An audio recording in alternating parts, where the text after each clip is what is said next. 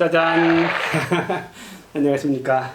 제가 강릉 때 찬미받으소서 주간이라고 말씀을 드렸고, 그리고 또 이제 시리즈로 이렇게 매일같이 조금씩 묵상을 하겠다는 그런 뜻을 말씀을 드렸는데, 뜻하지 않게 여러분을 찾아뵙게 됐습니다. 이제 찬미받으소서 주간이죠. 교황님께서 찬미받으소서를 인준하신 지 이제 5주년이 돼서 찬미받으소서 주간을 말씀하셨고, 5월 24일 날 발표하셨기 때문에 그 전 한 주간을 찬미받으소서 주간으로 보내자고 말씀하셨습니다.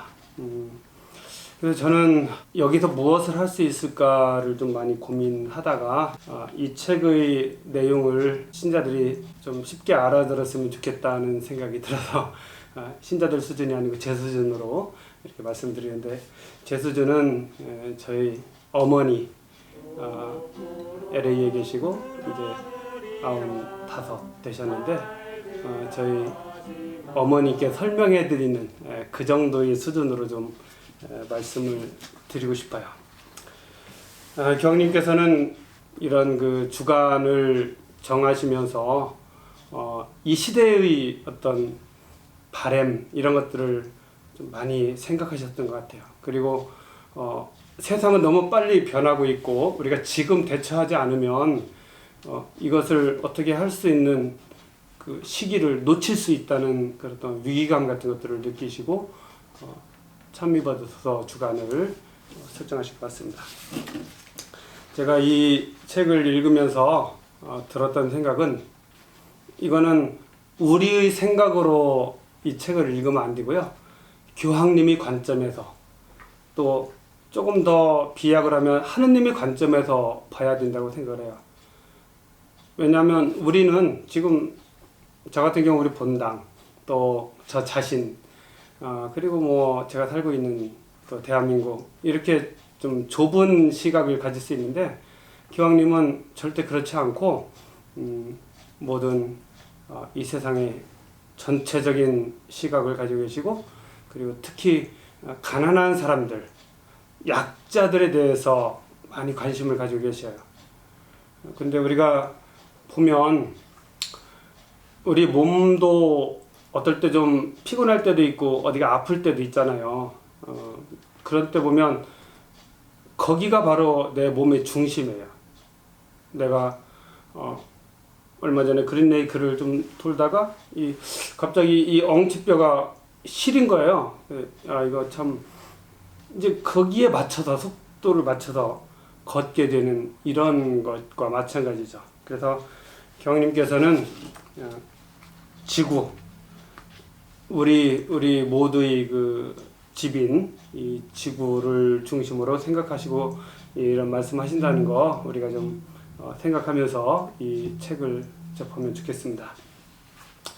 서론 부분은 미사 때 강론하면서 말씀을 드렸고요, 1장에 대한 설명을 오늘 좀 드릴까 합니다. 제목은 공동의 집에 무슨 일이 벌어지고 있습니까? 라고 먼저 질문을 하셔요. 몇 가지 주제가 있는데요, 그 중에 제가 몇 가지만 그 중에 골라서 여러분과 나누도록 하겠습니다.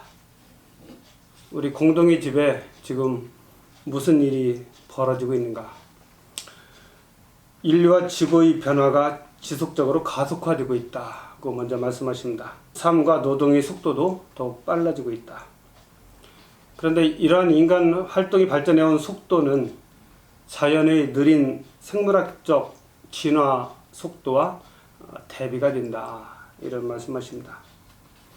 중요한 것은 그 방향이 공동선이나 또는 온전하고 지속 가능한 인간 발전을 향해서 가고 있는 것이 아닌 것 같다, 이런 문제 제기를 하고 계셔요. 그러면서 첫 번째로 제시하는 문제가 오염과 기후변화입니다. 오염과 기후변화. 오염하면 대기오염 생각할 수 있죠. 이 대기오염은 특히 가난한 이들의 건강에 커다란 영향을 미쳐서 수많은 사람들이 일찍 사망하게 한다고 말씀하셔요. 그렇게 저 같은 경우 이 대기 오염, 공기가 오염이 되어 있어도 좀 운동을 하는 게 좋다. 물론 거기에도 저도 공감을 합니다. 그런데 사실 우리가 이 미세먼지나 황사라든가 이런 것들이 얼마나 위험한 것인가를 조금 더 생각을 하는 게 좋겠다는 생각이 들어요. 왜냐하면 저는 대전에 있을 때는 그 옆에 갑천이 있었고, 또 뭐 공주나 이런 데 있을 때 금강도 제가 자주 봤고, 항상 도시는 하천을 끼고 있고요. 도시 중간에 성당이 있기 때문에 하천과 가까이 지내다 보니까 깨끗하지 못한 물 속에 건강하지 못한 고기들이 있다는 것은 뭐 당연한 사실이죠. 우리가 살고 있는 이 공기가 마치 그 오염된 물과 같다고 저는 생각을 해요. 그래서 그런데 우리가 좀 쉽게 너무 많이 노출이 되면 우리도 건강할 수가 없는 건 뭐 자명한 사실이죠. 그래서 교통, 또 공장의 매연, 토양과 물의 산성화, 또 뭐 비료, 살충제, 살균제, 제초제, 일반적인 농업용 독극물 이런 것들에 의해서 공기, 땅과 이런 것들이 오염되고 있다. 이런 말씀하셨습니다. 제가 대전 가수원에 있을 때는 가끔 벌곡 쪽으로 드라이브를 갔었습니다. 그 목적 중에 하나는 물론 바람 쐬러 가는 것도 있지만 폐 청소하러 간다고 생각하고 갔었던 기억이 나요. 폐 청소. 좀 잠시라도 공기 맑고 그런 곳에 가서 보내고 오는 것이 저는 필요하다고 생각을 했었습니다. 또 폐기물과 더불어 쓰레기에서 나오는 오염물질, 대부분 생물학적으로 분해가 되지 않고 맹독성을 띠며 또 방사능이 나오는 그런 것들이 많다는 것입니다. 뭐 쓰레기 처리하는 곳에 가보신 분들은 아시겠지만 정말 엄청난 그런 양이죠.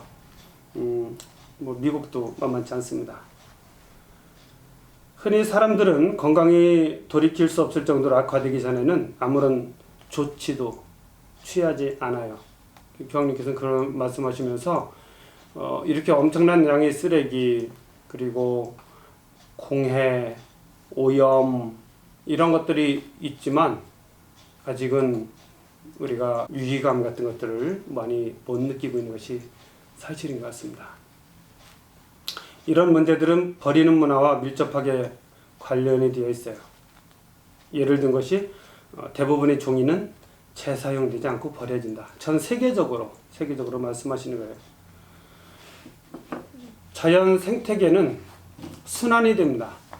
식물, 동물, 식물로 동물로 이렇게 자꾸 순환이 되는데, 산업 체계는 생산과 소비 과정이 끝나고 나면 바로 쓰레기와 부산물 이것을 처리해야 되는데, 그 과정에 부산물의 처리나 재사용 능력은 같이 개발하지 않는다는 것이죠.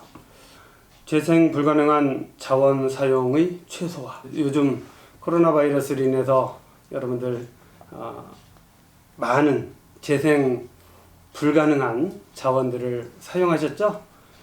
투고해오는 거 보면 참 엄청나고요. 그렇습니다. 그걸 최소화시켜야 된다. 소비의 절제, 또 효율 극대화, 또 재사용, 또 재활용 이런 것들이 필요하다고 교황님께서 말씀하셨어요. 그리고 공공재인 기후에 대해서 말씀하셨습니다. 공공재라는 것은 무엇이냐? 모든 일을 위한 것이 바로 공공재입니다. 예를 들면 공기.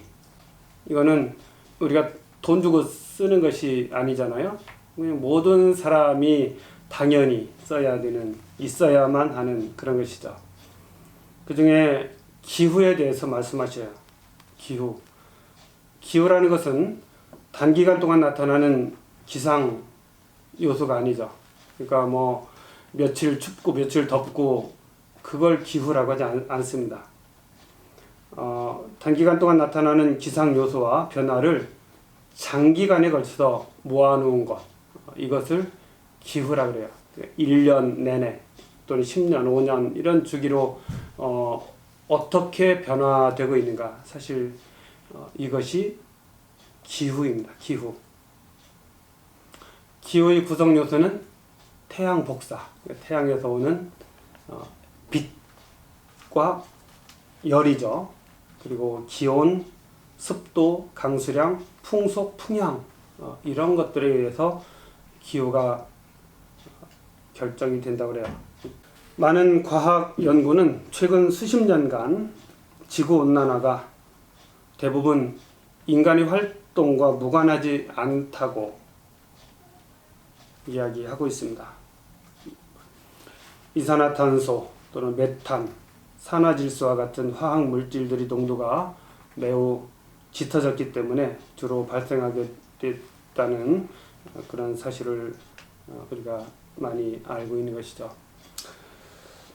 근데 그런 것들이 그러게 뭐 제가 여러 곳에 살아보진 않았지만 제가 살았던 또는 살고 있는 이런 곳에 보면 정말 자동차 엄청나게 많습니다. 아프리카나 이런 데는 차가 별로 없어서 괜찮을 줄 알았더니 우간다 다녀오신 신부님이 또 우간다의 매연에 대해서, 또 남미 쪽에 다녀온 분들은 또 남미의 그 매연에 대해서도 말씀하셔요. 그러니까 이 세상 곳곳이 다 매연, 이산화탄소와 이런 것들을 수없이 배출하고 있다는 생각을 좀 많이 했어요. 화석연료의 사용, 또 토지 사용 변화.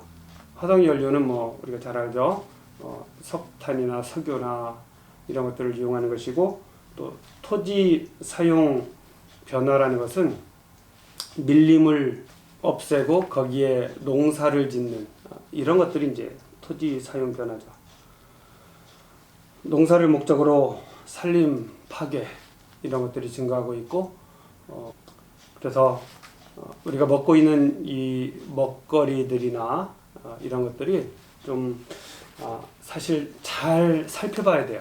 내가 먹는 것이 과연 좋은 환경과 연결되어 있는지, 아니면 내가 먹는 것이 좀 지구의 환경에 영향을 주고 무리수를 두면서 만들어지는 그런 것들인지 우리가 좀 고민할 필요가 있다고 저는 생각을 합니다.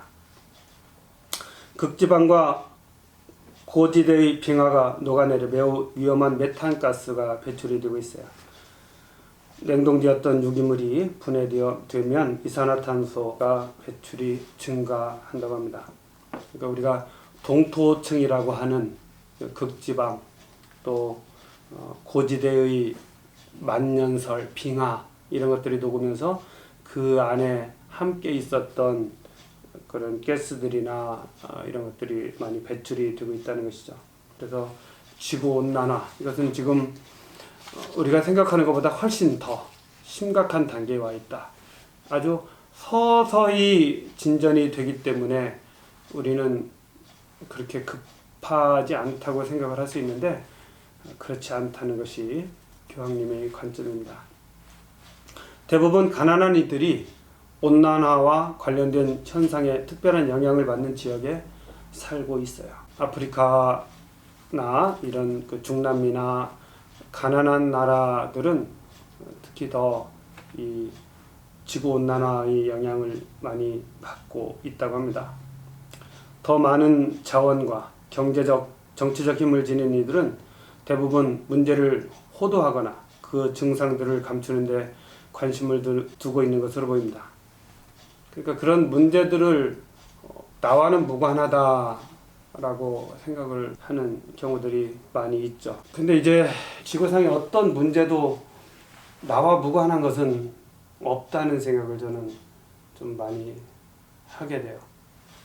교황님 마음만이 아니고 일어나고 있는 많은 문제들은 우리와 직접 간접적으로 연관이 있다고 봅니다. 특히 지구온난화, 또 이 기후 문제라든가 이런 것들은 누구도 피해갈 수 없는 그런 문제죠.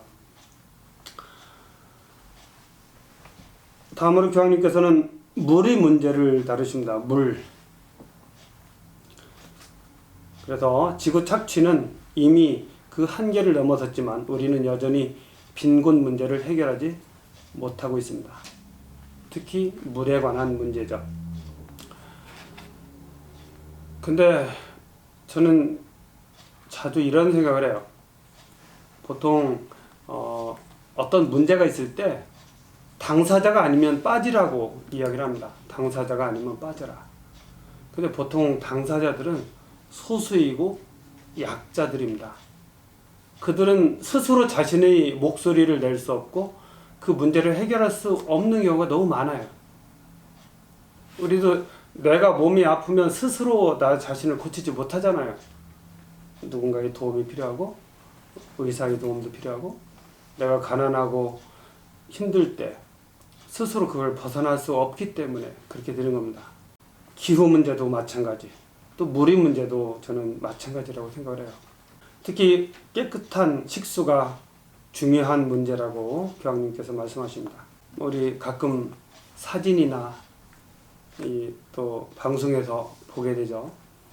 물 한 통을 얻기 위해서 수키로를 걸어가서 한 통을 떠오지만 그 물조차도 깨끗이 않고 또 그 물 때문에 여러 가지 전염병이 걸리는 그런 모습들을 가끔 보게 됩니다. 요즘은 더 많아지는 것 같아요. 특히 가난한 이들이 이용할 수 있는 물의 질이 안 좋다는 것이죠. 세제와 화학 제품들이 계속해서 강호수, 바다로 흘러 들어가고 있습니다. 우리 삶을 보면 알죠? 우리는 사실 별로 부담 없이 사용을 하는 것 같아요. 비누나 샴푸나 쓰고 버릴 때 그것이 자연 상태로 돌아갈 수 있을까? 제 생각에는 힘들다는 생각을 많이 합니다. 또 이 물을 민영화하려는 것도 있습니다. 아까 제가 공공재라고 말씀을 드렸죠. 누구나 무료로 먹을 수 있고 숨을 쉴 수 있는 것이 바로 공공재입니다. 그런데 이런 수돗물이나 이런 것들을 민영화하려는 것에 대해서도 교황님께서는 걱정을 하셔요.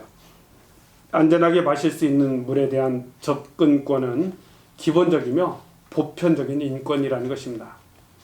물은 인간의 생존에 필수적인 것이며 바로 그래서 다른 인권들을 행사하는데 전제 조건이 된다는 것이죠.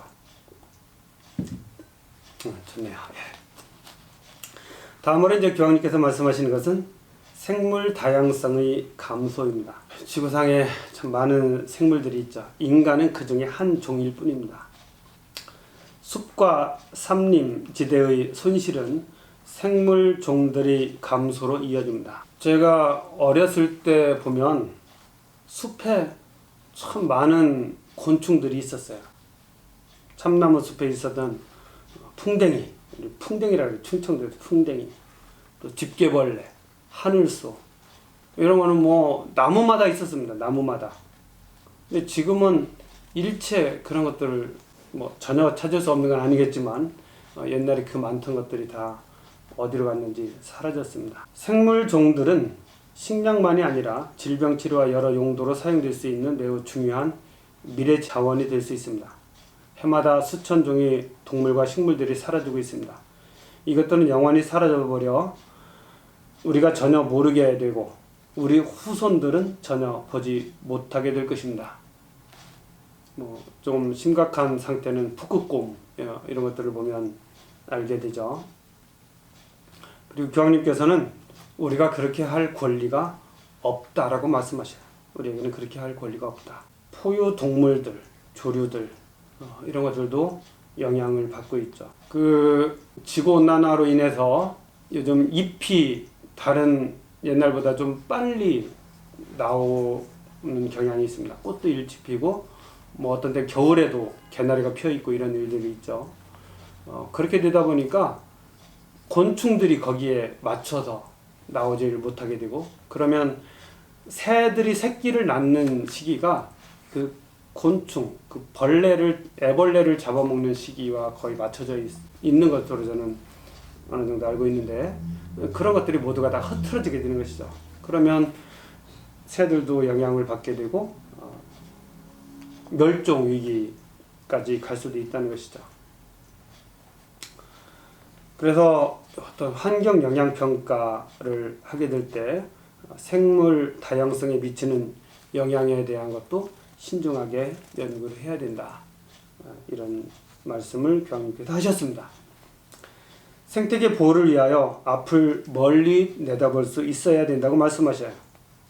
환경 훼손에 따른 엄청난 비용은 현재와 미래의 인류에게 떠넘긴 채로 개인적 이익만을 얻으려고 생각한다면 우리는 가장 심각한 불의 앞에 침묵하는 사람이 될 수밖에 없다라고 말씀하십니다. 단일 작물을 재배하는 플랜테이션을 위하여 천여림을 파괴하는 문제, 이런 것에 대해서도 말씀하셔요.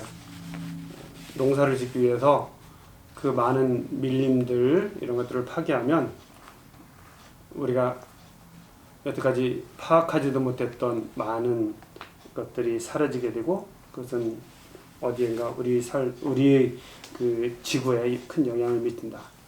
바다에 대해서도 말씀하셔요. 열대와 아열대 바다에서 우리는 육지의 거대 산림에 비교되는 산호초들이 사라지고 있다는 말씀입니다. 언젠가 보니까 그 산호초 옆에 같이 살고 있는 그런 고기들을 잡기 위해서 돌 같은 걸 달아서 바닥을 쿵쿵 치면서 이렇게 고기를 몰아서 잡는 것을 본 적이 있는데, 그렇게 하고 나면 산호초가 다 깨져서 다시는 거기에 고기가 살지 않는 죽음의 장소가 되는 것을 본 적이 있습니다.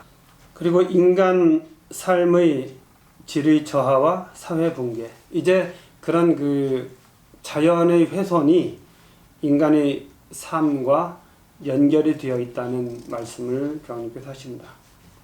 인간도 생명권과 행복권을 누리는 피조물이며 고유한 존엄성을 지니고 있습니다. 그래서 환경훼손, 기존의 개발 방식, 버리는 문화가 사람의 삶에 미치는 영향을 생각해 보자고 말씀하십니다. 도시 불균형적이고 무분별하게 확대로 인해 유독가스 배출에 따른 오염, 도시 혼잡, 열악한 교통, 시각 공해, 소음, 녹지 공간의 부족, 이런 것들이 어떤 사람들에게는 큰 고통 또는 삶의 질을 저하시키는 그런 요소들이 된다는 것이죠. 교황님은 세계적 불평등에 대해서 말씀하십니다. 그래서 아까 제가 처음에 말씀드린 것처럼 취약한 사람들이 기준이 되어야 된다는 그런 관점을 교황님께서 가지고 계셔요. 저는 굉장히 복음적이다.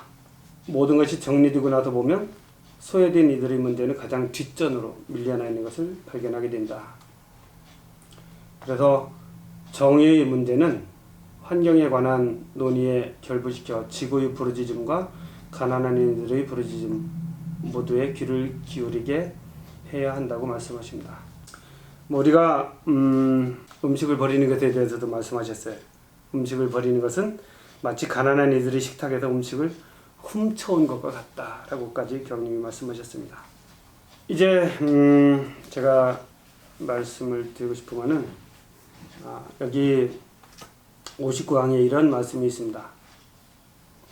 또한 자기 만족과 경박한 무책임을 부추기는 거짓되거나 피상적인 생태론이 증가하고 있습니다. 거짓되거나 피상적인 생태론. 담대한 결단이 요구되는 심각한 위기의 시기에 종종 그러하듯이 우리는 현재 무슨 일이 벌어지고 있는지 확실히 모른다고 생각하게 되는 유혹에 빠집니다. 겉으로 보기에는 오염과 훼손에 관한 몇 가지 피상적 표징을 제외하고는 상황이 그리 심각해 보이지 않고 지구도 한동안 현재 상태를 유지할 것처럼 보입니다. 이러한 회피적 태도는 우리가 현재의 생활 양식과 생산과 소비의 방식을 유지하게 해줍니다. 이는 악행들을 알아채고 인식하지 않으려 하고 중요한 결정을 뒤로 미루고 아무 일도 벌어지지 않을 것처럼 행동하는 것과 같은 인간이 자기 파괴적인 악행들을 조장하는 길입니다. 라고 말씀하십니다. 그래서 교황님께서는 지금 우리가 행동해야 된다. 지금 깨어 있어야 되고 지금 행동해야 된다라고 말씀하십니다. 이제 다음에는 복음과 연결된 그런 부분에 대해서 또 말씀드리도록 하겠습니다. 네, 여러분 수고하셨습니다. 우리가 자고 일어나면 항상 찬미 받으소서 주간이라는 거 잊지 마시고 하루에 한 번씩 한 번 이상씩 꼭 생각해 주시기 바랍니다.